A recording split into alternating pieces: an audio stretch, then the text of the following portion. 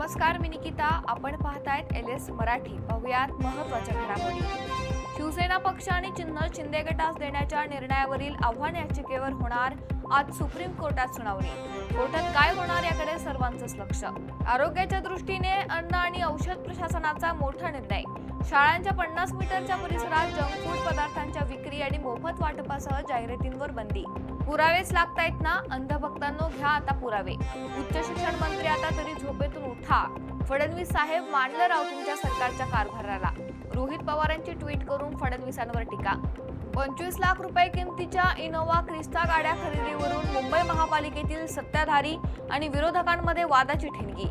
ही मुंबईकरांच्या पैशांची उधळपट्टी असाचा किशोरी पेडणेकरांचा आरोप.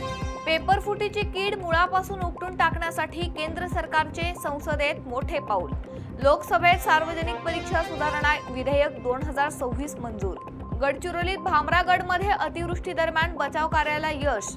एकाच कुटुंबातील तिघांना सुखरूप बाहेर काढण्यात प्रशासनाला यश. इंदापूर तालुक्यात प्रतिबंधित मांगूर माशांवर पोलिसांची मोठी कारवाई. 19 लाखांच्या मुद्देमालासह 6 टन मासे जप्त. अद्याप चालकावर गुन्हा दाखल नाही. ज्येष्ठ संगीतकार पंडित हृदयनाथ मंगेशकरांना 2025 या वर्षाचा चित्रपती व्ही शांताराम पुरस्कार जाहीर. तर ज्येष्ठ पटकथा लेखक सलीम खान यांची राज कपूर जीवन पुरस्कारासाठी निवड. सभागृहातील आठवडाभरापासून सुरू असलेली कोंडी संपुष्टात. राज्यसभेने राष्ट्रीय सन्मानाचा अपमान प्रतिबंधक विधेयक 2026 मंजूर केलंय. राज्य उत्पादन शुल्क विभागातील दुय्यम निरीक्षक पदाच्या विभागीय स्पर्धा परीक्षेतील पेपरफुटीच्या आरोपाचे प्रकरण मुंबई उच्च न्यायालयाच्या नागपूर खंडपीठात दाखल. पुढील तपास सुरू. या होत्या काही महत्त्वाच्या घडामोडी. पाहत रहा LS मराठी.